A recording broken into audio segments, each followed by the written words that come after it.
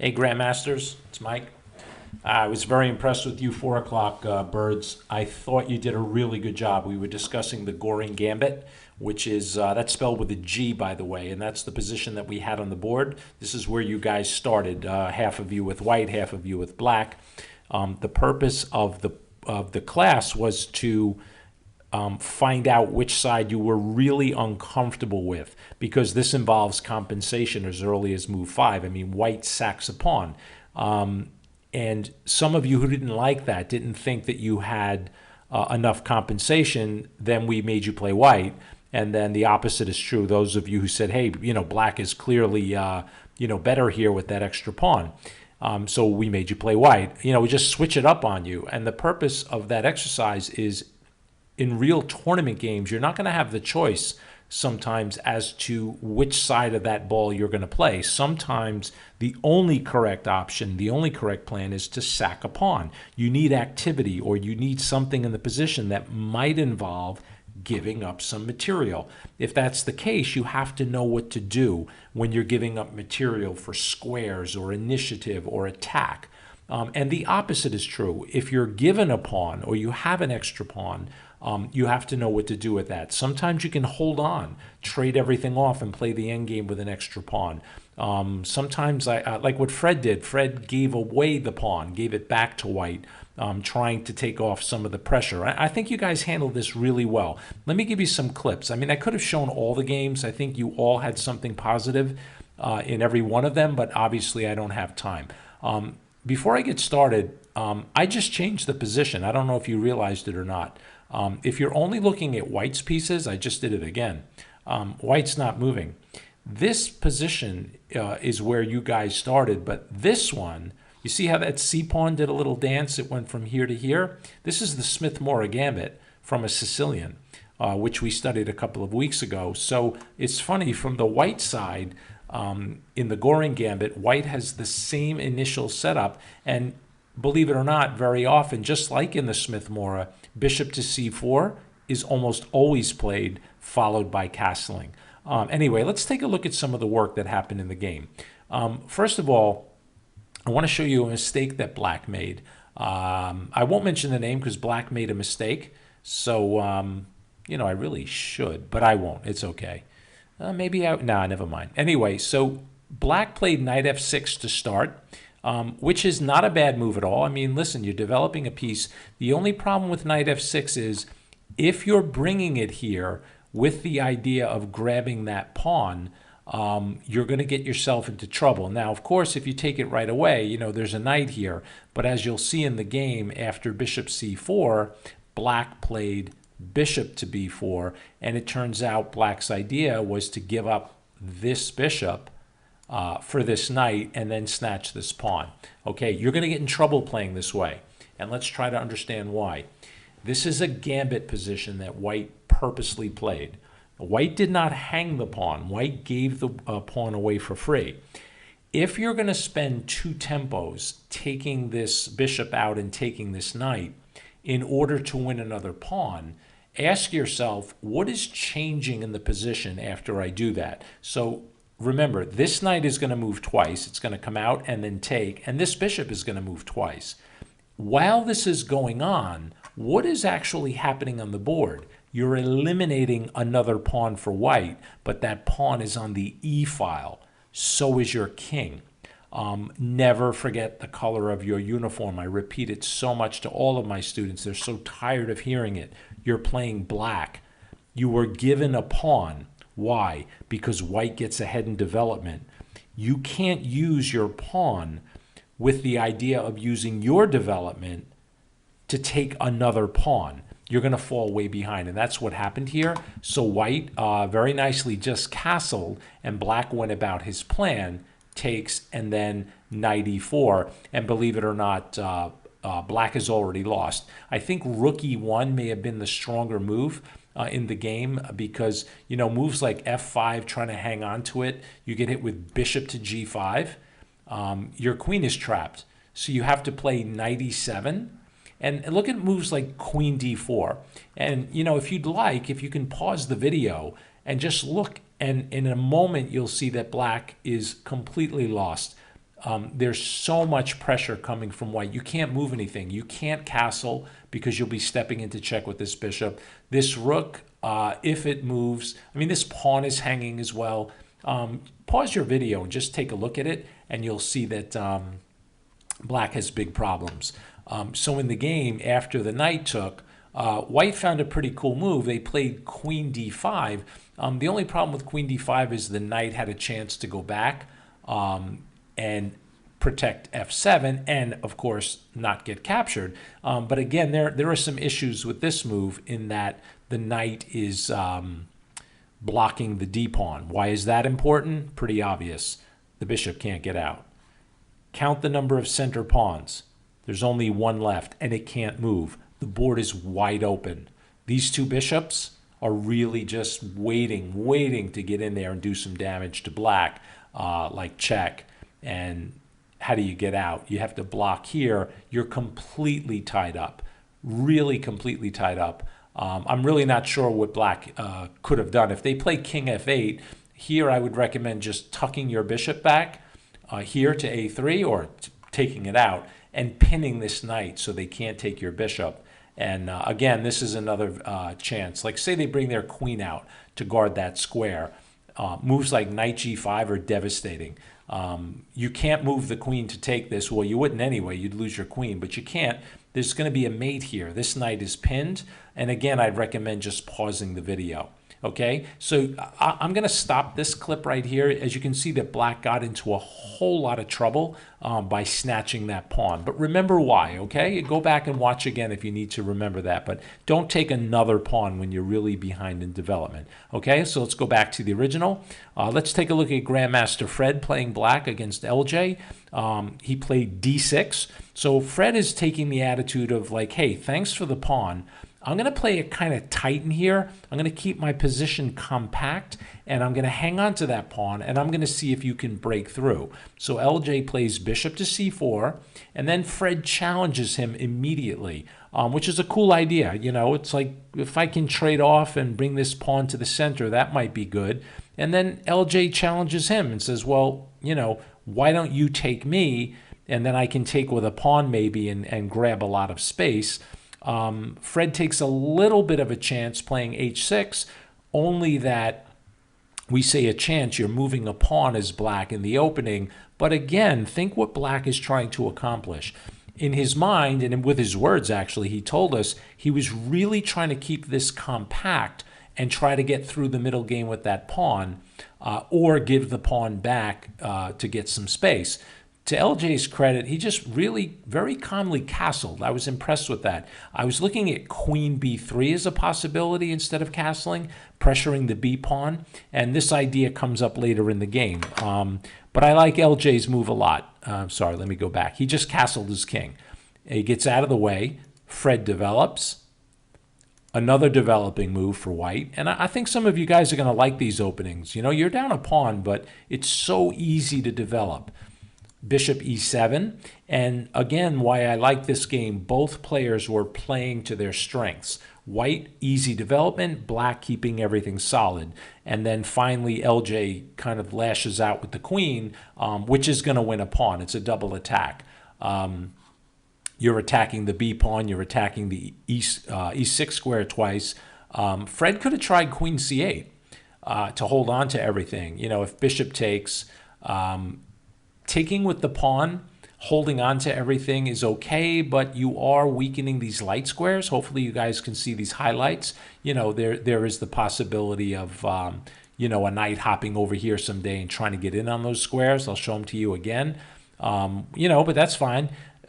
Taking back with the queen also works. That would allow this, however, hitting the rook, hitting the knight, you would be forced to play king d7. And this might get a little bit hairy for black. You know, the knight's going to come out. You're going to have to find moves like rook to c8 to protect yourself, and then white kind of just builds up. And I don't like these positions for black. You kind of get all caught up. So Fred is just like, hey, you know, I'll give the pawn back at some point. And what happened was here, LJ grabbed it with the queen. Fred just castled, and then Fred by castling gives LJ a choice of which pawn to take, and LJ decided to take the pawn on b7.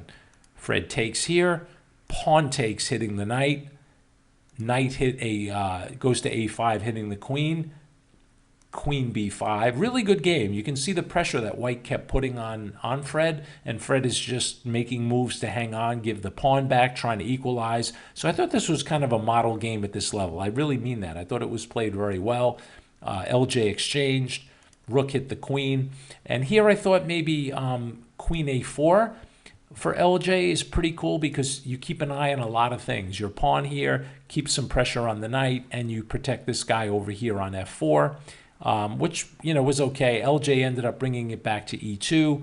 And, there were a few more moves played. I'm just going to show you one or two more. Fred grabs the pawn. And here it's 5 against 5. So LJ got his pawn back, and he has weakened Fred's structure a little bit. But as you can see, this bishop is pretty good as a defensive purpose, which is very different than a defensive purpose. Gotcha, Ben. Anyway, the knights are okay. This guy's a little loose, so you got to keep an eye on him. But, the rooks are active. I thought this was really well played, okay? So hopefully you guys are okay with what's going on here. Let's go back. Let me show you a couple of more. Here is Ruben and Malcolm. All right, I'm going to actually finish with this one for you. Ruben with white, Malcolm with black. And actually the other way around, I'm sorry. Ruben had black and played the move bishop to b4, which is a theme that constantly repeats itself in this position. And here I wasn't crazy about the way Malcolm played, and I think I mentioned it during or right after the game, and it turns out Malcolm wins, but he played bishop to d2, which is fine. You can understand why he did it. He wanted to break that pin. But the more common move in this position after bishop b4 is to simply develop bishop c4. Try to understand what the preference is. There have been several masters who have played the Goring Gambit, but not that many GMs, a few IMs, international masters. And I think their thinking is that with the bishop on c4 as opposed to d2, you're immediately starting tactics or tactical possibilities on the f7 square. You can see that can be followed up. Knight g5 check, followed by some queen move, and black could get into trouble if they're tactically careless, right? The other reason, naturally, is you castle on the next move. So when you give away a pawn in the opening and you get a castled king out of it, you're not only going to take tactics away from your opponent, but you're also going to most likely activate a rook as well. So this is more common. And guys, again, don't be afraid of this trade, bishop takes, pawn takes. Some of you commented that, hey, I'm down a pawn already, and now you're giving me bad pawn structure. But keep examining what you have. Don't look at what you don't have. You don't have good structure. I agree, and you don't have a pawn. What do you have in this position? You're castling in one move. You have the center with this e-pawn. It's very hard for black to play d5, which would give him equal space. This bishop here on c1 is unopposed. That means there's no bishop on the other side that can fight him. So the advantages start to add up for white. Okay, so don't be afraid to play this way. If you're going to give up a pawn, don't be worried about your structure. So I have a feeling that's why Malcolm played bishop to d2. So Ruben develops, and then another protecting move, queen c2. So Malcolm was kind of easing his way through the opening, which would be fine if he wasn't down a pawn. Castles, and now bishop c4, which is where that piece belongs. Ruben plays rook e8, and I really like the way black is playing now. He's just getting his king out of the middle and starting to cover the center with his rooks and minor pieces. And again, Malcolm moves the same piece twice. Now, here, after bishop to d3, you're tucking one bishop in here on d2. Here it's kind of passive, and then here you're bringing another active bishop backwards. Now, he has an idea. He wants to push this pawn at some point, and you can see he has this battery pointing at h7. But remember, guys, that setup took a lot of time. You're retreating a bishop away from that sensitive pawn, and you're giving black a move. So, is this a sharp position? Yeah, it's starting to turn into one. And what's the most important thing to have in a sharp position? The move. You want it to be your turn. Your opponent plays a passive move. Your king is safe. Look to play an aggressive move. What do you think black played? Beautifully played by Ruben. D5, striking in the middle. And all of a sudden, it's white who's getting into trouble. Castles, bishop took, and he did that to weaken this square. And I think here Ruben missed a chance. He should have played pawn takes e4, which creates a fork on these two squares. The only way not to lose a piece, you have to give up your dark square bishop. The queen takes back. I'm sorry, the queen takes on d3.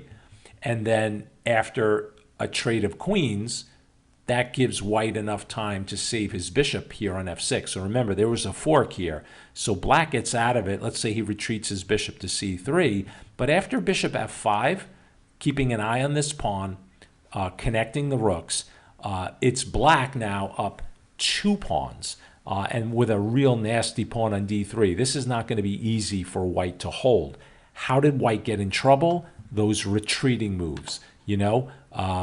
Queen c2 here, protect the pawn. Castle. Bishop c4, excellent move. What does Ruben do? Rook e8. Bishop d3 going backwards, and an excellent break. Very powerful break in the center. Castle, remove the defender of the e4 square. And here he should have taken with the pawn and go into the line that I showed you. Instead, he took with the knight, which doesn't quite have the same bite because the pawn obviously is not hitting 2 pieces here. Gives Malcolm a chance to bring his rook into the game. Knight takes on c3, and there's that bishop check we talked about. King went to h8, b takes c3. And Ruben goes for the bishop trap, which is a little bit risky. After the bishop took, Malcolm, when Ruben takes back, Malcolm grabs another pawn here. And in this position, you got some serious problems because knight g5 is coming. He played bishop to d7, and here in this position got hit with knight g5. And black is lost. There really isn't a defense. So after this bishop took on g6, I think the only way to defend yourself would have been to bring this bishop out perhaps. You could have maybe even like tried to trade a pair of rooks off. Say you had something like this. And then, you know, maybe bring your bishop to e6. Oh, not that e6. How's that e6? There you go. So let me show you again. Trade a rook and then bishop e6. And it's still not that pretty for white, but at least you're not getting mated or giving up your queen as to what happened. So again, I'll put knight g5 on the board. And we were looking at this after class, so there's a whole bunch of threats here. I mean, queen h7, you got a knight check here winning the queen, and it was kind of hard for black. And he ended up resigning. Okay, I'm going to close the video off here, guys. I hope you watch it. And, you know, again, just going back to this position, don't be so quick to judge an opening based on the fact that it's a whole pawn and it's very early in the game. Remember that if you can develop every one of your pieces, regardless of how black sets up his, you probably have some compensation automatically for your pawn. Once you add to that some of the tactical tricks that are common in these positions and you learn them, you can even add more to your compensation because you're going to be comfortable knowing that they exist, and your opponent may find those tactics, but he's going to have to find them over the board, which is most likely going to cost him tick-tock time. You know, I'm talking about time on the clock, not tempos, and that also adds to your compensation. Okay? All right, Grandmasters, I will see you birds Sunday in class.